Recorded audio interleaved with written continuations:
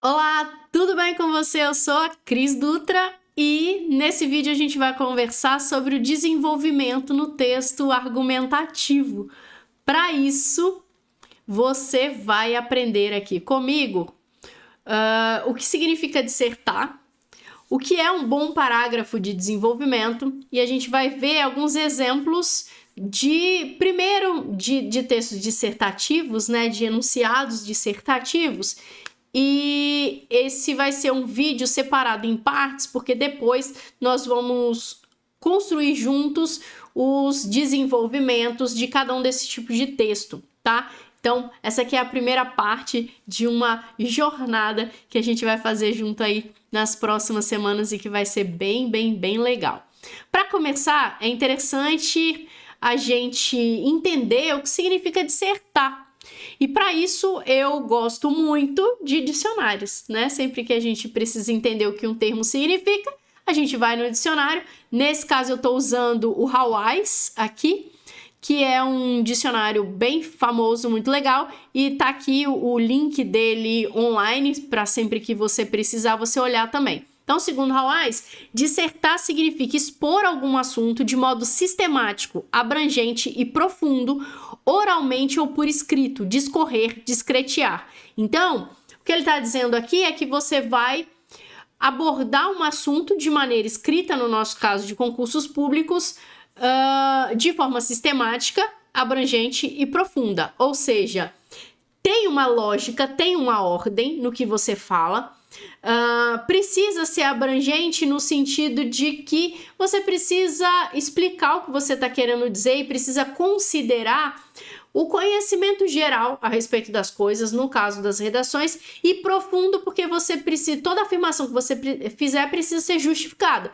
Então você não pode só citar coisas, ou você não pode só listar argumentos, você precisa aprofundar o que você está dizendo, a sua reflexão a respeito do tema, a respeito do assunto, e você faz isso de diversas formas, a depender do tipo de dissertação que vai cair na sua prova, que podem ser 4, pelo menos, a gente vai falar sobre isso depois, tá? Segundo Hawais, dissertar também significa fazer dissertação no sentido de trabalho escrito. Ou seja, quando a banca fala que na sua redação vai cair uma dissertação, ela está dizendo que você vai ter que escrever um texto que exponha um assunto de modo sistemático, ou seja, ele tem que ter início, meio e fim, ele tem que ter lógica, ele tem que ter progressividade. Abrangente, que é considerando o que existe de conhecimento geral a respeito daquele assunto, e profundo, que significa que você tem que fazer isso de maneira justificada, beleza? Agora, o que é um bom parágrafo de desenvolvimento num texto dissertativo? Um bom parágrafo, ele tem pelo menos 3 características que são bem básicas, assim. Ele precisa ser objetivo. O que significa isso? Que ele já tem que começar respondendo o que foi perguntado. Em uma redação, você não contextualiza para depois responder. Você responde para depois você justificar. Então, vocês precisam tomar muito cuidado com esses contextos, com essa questão de contextualizar, que muitas vezes vocês acabam enchendo linguiça e deixando o texto pouco objetivo, pouco direto ao ponto. E as bancas gostam de respostas e de parágrafos que vão direto ao ponto. Não é que os parágrafos têm que ser curtos, eles precisam ser direto ao ponto e bem justificados. Como vocês escrevem parágrafos que não são objetivos? Eu vou citar um exemplo aqui que eu vou tirar da minha cabeça. Digamos que você tem que escrever sobre um tema que é, sei lá, a força do racismo no Brasil. Então, você vai... Como é que você erra? Como é que você escreve um texto que não é objetivo sobre a força do racismo no Brasil? Normalmente vocês fazem assim. Primeiramente, é importante pontuar a força do racismo no Brasil. Nesse sentido, é possível dizer que o racismo é forte porque aí você começa a responder. Quando você faz isso, você deixa o seu parágrafo muito enrolado, tá enchendo linguiça, ele não tá objetivo. Por quê? Porque tudo isso que você colocou no início não ajuda o leitor a entender qual é a força do racismo no Brasil. Então, como é que seria um parágrafo objetivo sobre esse mesmo tema? Uma das forças do racismo no Brasil, ou o racismo no Brasil é muito forte ainda porque ele é estrutural. Então, assim, eu tô falando especificamente sobre força do racismo no Brasil. O racismo no Brasil ainda é muito forte porque ele é estrutural.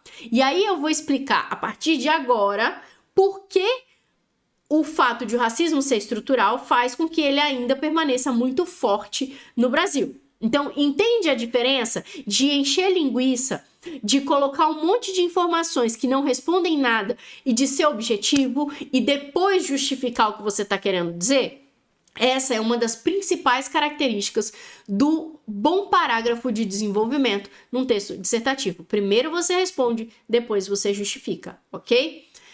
Outra questão é que ele precisa ser bem justificado, ou seja, você precisa explicar por que a sua resposta está correta. Então, quando a gente fala que o racismo ainda é forte no Brasil porque ele é estrutural, eu preciso explicar por que isso tem lógica. Então, eu vou dizer que isso significa que ele está presente em todas as camadas da sociedade, desde as empresas que contratam profissionais até os cenários políticos, educacionais e por aí vai. Isso faz com que os negros não tenham a mesma presença nos locais de destaque que os brancos têm, muitas vezes por falta de oportunidade, porque a sociedade brasileira se acostumou a entender que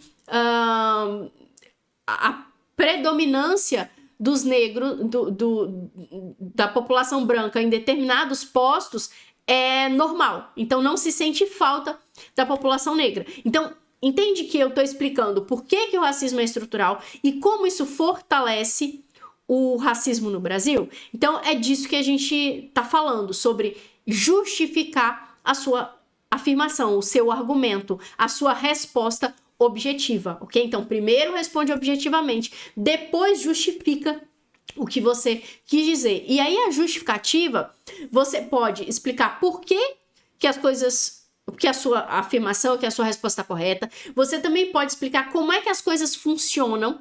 Você pode explicar por que as coisas fazem sentido. Então, essa justificativa, ela pode vir de diversas maneiras, tá? Você pode justificar um argumento com exemplos, dados estatísticos, com fatos, com histórico, com pensamentos de terceiros, com uma série de estratégias argumentativas, ok? Então, você usa essas estratégias argumentativas para explicar por que a sua resposta está correta, por que ela faz sentido ou como o que você descreveu funciona na sociedade ou no contexto que estiver sendo abordado, tá? Eu falo mais detalhadamente sobre estratégias argumentativas num vídeo que a gente tem aqui no canal sobre o texto argumentativo. Eu sugiro que você dê uma olhada nesse texto, porque ele vai aprofundar mais essa questão da justificativa para você, tá? Outra característica extremamente importante do parágrafo de desenvolvimento é a especificidade. O bom parágrafo de desenvolvimento, ele traz argumentos que são específicos. Então, você não discute ideias que não tenham relação com o que foi pedido pelo tema. Então, aqui é importante eu comentar com você o seguinte: quando a gente fala de especificidade, a gente fala de duas coisas. A gente fala sobre não fugir do tema, né, que é o que está escrito aqui no slide, e a gente fala também sobre não apresentar argumentos que sejam vagos, que passem para o leitor a função de imaginar o que você está querendo dizer. Então, no caso de não fugir do tema ou de não tangenciar o tema, você não vai discutir ideias que não tenham relação com o que foi pedido pelo tema, com o que foi perguntado pela banca, com o que a banca pediu para você responder pelo tema ou pelo tópico, a depender do tipo de redação. Então, se eu virar para você e perguntar para você, qual é o seu nome? O que eu espero que você me responda? O meu nome é, igual no meu caso, qual é o seu nome? O meu nome é Cris e esse nome foi escolhido pela minha mãe porque ela assistia uma novela em que a Cristiane Torlone era uma personagem muito forte, muito dona de si, muito decidida, e eram características que ela queria para mim. Então ela decidiu me chamar de Cristiane na esperança de que eu me tornasse uma pessoa com aquela personalidade. Então veja, qual é o seu nome? Eu respondi qual é o meu nome e depois eu expliquei da onde veio esse nome, tá? Então isso é uma resposta específica. Eu não fugi do que foi perguntado. Agora vocês querem ver como vocês fogem do que foi perguntado? Vou te dar um outro exemplo. Qual é o seu nome? Aí a pessoa fala bem assim: é importante eu responder para você qual é o meu nome. No geral, as pessoas têm nomes e os nomes costumam ser escolhidos pelos pais. Atualmente, as pessoas fazem chá revelação e apresentam esses nomes nesse momento para os familiares e para os amigos. Há nomes que são bonitos, há nomes que nem tanto. O meu nome é Cris. Então veja, foi um rodeio gigantesco para chegar aonde era para ter chegado. E aí falou sobre nomes bonitos, nomes feios, revelação de nome. Não é assim que se escreve. Um bom parágrafo de desenvolvimento, ele é objetivo, ele vai direto ao ponto, ele é bem justificado e ele é específico. Então, se a pessoa me pergunta qual é o seu nome, eu não falo, eu tenho vários nomes, eu tenho nomes e eu tenho sobrenomes. E ponto. Não, você responde especificamente, meu nome é Cris, tá? Então, prestem atenção nisso, porque vocês erram muito nessa falta de especificidade. Vocês costumam colocar adjetivos no lugar de argumentos específicos. Então, existem muitas mudanças sociais por conta das tecnologias, ponto. Nesse contexto, a tecnologia tem sido muito importante para a sociedade, ponto. Cara, quais são os contextos em que a tecnologia é importante? Por que que ela é importante? Sabe? Vocês precisam ser específicos. Atualmente, as pessoas utilizam a tecnologia para ganharem tempo no trabalho e com isso elas conseguem fazer mais atividades em muito menos horas, o que tem proporcionado a algumas pessoas uma maior qualidade de vida, porque elas têm mais tempo para curtirem a família e fazerem coisas que elas gostam, e para outras pessoas que não conseguem separar a vida pessoal do trabalho, tem gerado ocasiões de burnout, porque essas pessoas acabam trabalhando mais e ficando mais ligadas do que elas deveriam. Então, assim, específico, não é? As tecnologias têm trazido benefícios e problemas para a sociedade. Entende? Entende o que eu tô querendo dizer? Coloca aqui nos comentários se você entende. Se você tá gostando desse vídeo, deixa um like, vai, se inscreve no canal, me dá um help aí, vai, me dá um biscoitinho, que eu acho que eu tô merecendo. Então, é isso, tá? Um bom parágrafo de desenvolvimento em qualquer tipo de texto, ele precisa ser objetivo, bem justificado e específico. Adjetivos não são argumentos, termos vagos não são argumentos. Seja específico, tá? Coloque menos informações, mas informações específicas e bem justificadas, e você vai construir bons parágrafos de desenvolvimento, tá? Aqui eu quero falar um pouquinho com você sobre as estruturas possíveis nos parágrafos de desenvolvimento, nos textos dissertativos, e você precisa saber que a estrutura ela vai variar de acordo com o tipo de texto e o objetivo da sua redação. Então, eu não tenho como passar para você uma única estrutura que você sempre vai conseguir usar de parágrafo de desenvolvimento. Por quê? Porque existem 4 tipos de textos dissertativos que sempre caem nas redações. Tem o argumentativo, tem o expositivo, tem as questões discursivas, que são bem técnicas, e tem os estudos de caso. E cada tipo de texto desse vai demandar que você estruture o seu parágrafo de desenvolvimento de uma maneira diferente. Eu vou mostrar para você aqui agora a diferença na estrutura dos 4 tipos de texto, mas não é nesse vídeo que nós vamos construir ou analisar os parágrafos de desenvolvimento. Eu vou fazer uma série de vídeos para a gente mergulhar bastante nessa ideia, para ficar bem claro para você, e aí a gente cria aqui um sistema para você encontrar todos eles quando eles estiverem disponíveis, tá? Agora eu vou colocar uns exemplos na tela dos 4 tipos de texto para você ver a diferença entre eles. Eu vou fazer comentários gerais sobre essas diferenças para você entender por que eu não consigo te passar um único esqueleto de parágrafo, uma única estrutura de parágrafo de desenvolvimento para você tentar encaixar em todos eles. E muitas vezes é essa tentativa de pegar o que você aprendeu de estrutura de desenvolvimento no ensino médio para fazer a redação do Enem, que é argumentativa, e não conseguir desenvolver bem um texto expositivo ou uma questão discursiva ou um estudo de caso, porque você está tentando usar um padrão que não funciona para aquele tipo de texto. Então, cada tipo de texto dissertativo desse vai demandar de você uma estrutura de desenvolvimento diferente a depender do que o tema perguntar, beleza? Então, vamos dar uma olhada nisso aqui. Deixa eu subir aqui para a gente poder avaliar e vai ficar bem legal para você entender. Então, o primeiro tema que eu separei aqui, ele é um texto argumentativo, tá? Então aqui, qual é o tema? Tá aqui embaixo, ó.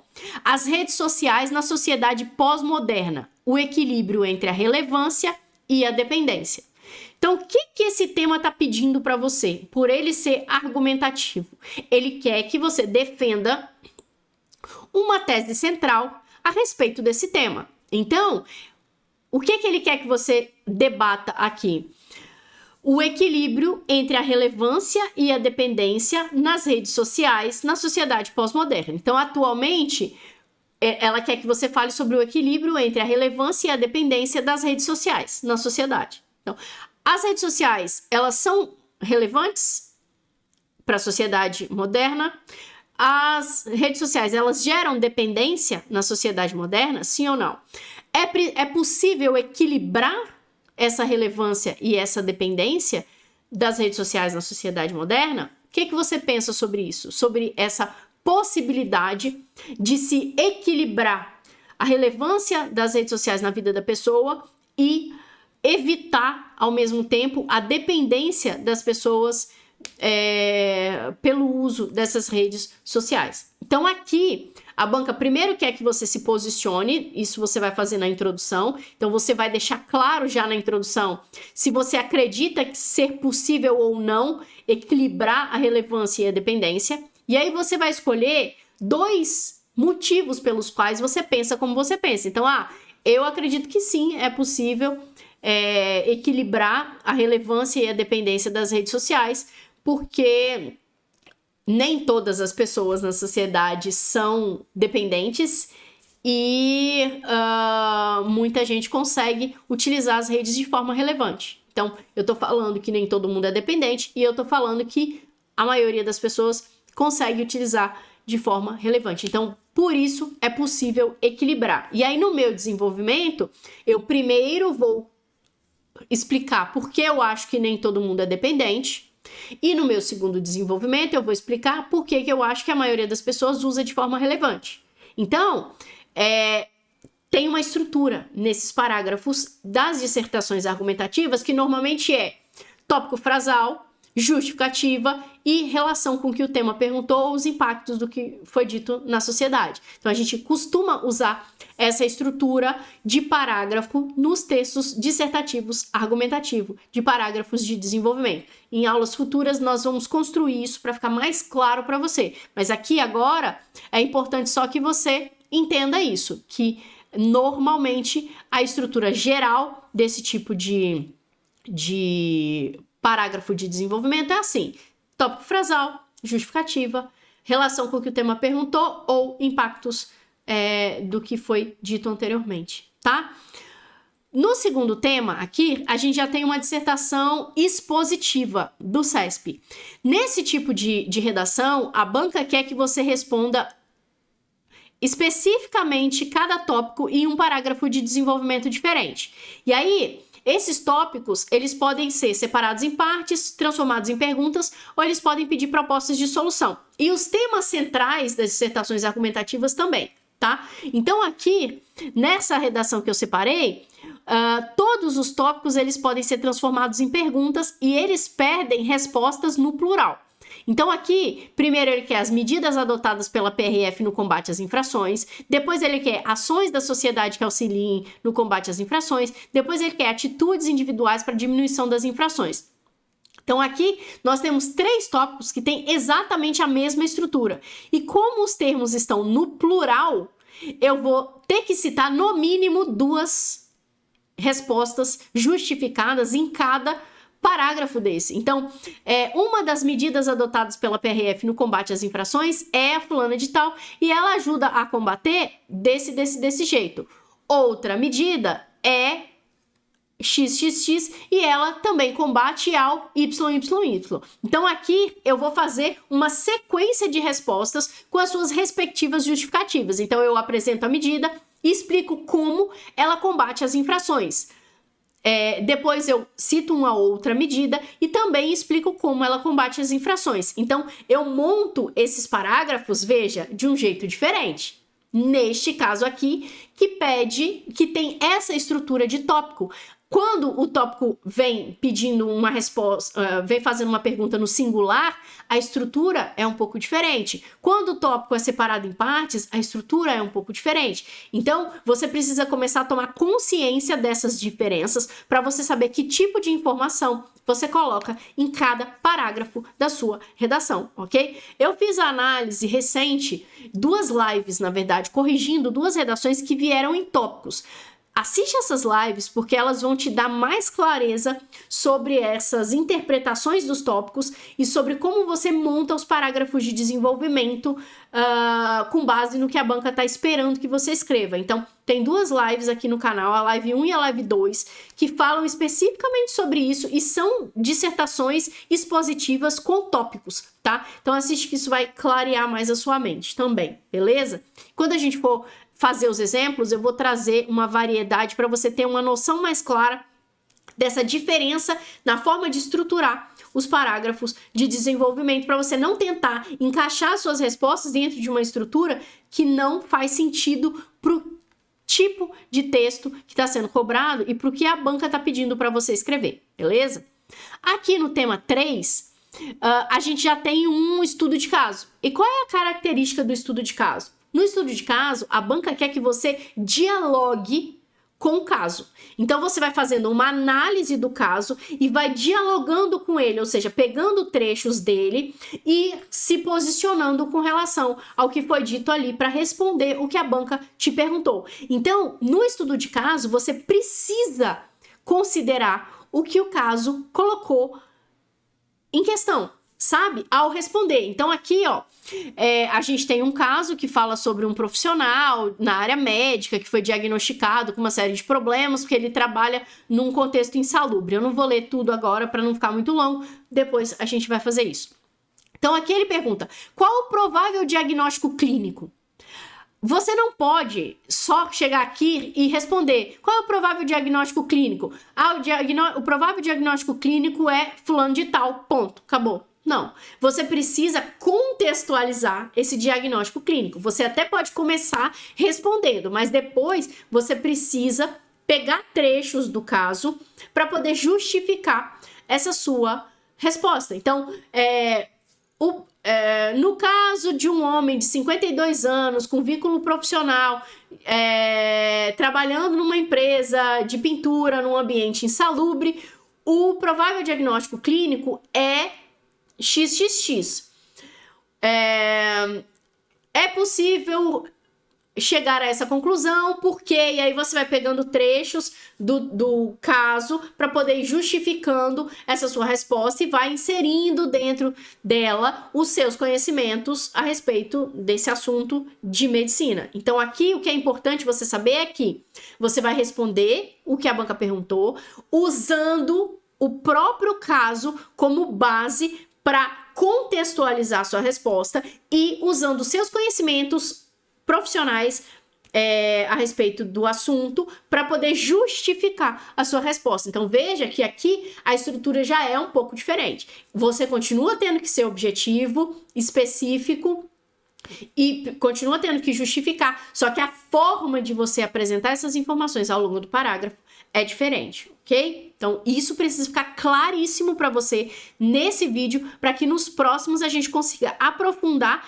esse conhecimento e mergulhar um pouco mais nesses contextos de cada tipo de texto, no desenvolvimento de cada um deles, para você conseguir ter uma clareza maior de que é diferente a depender do tipo de texto.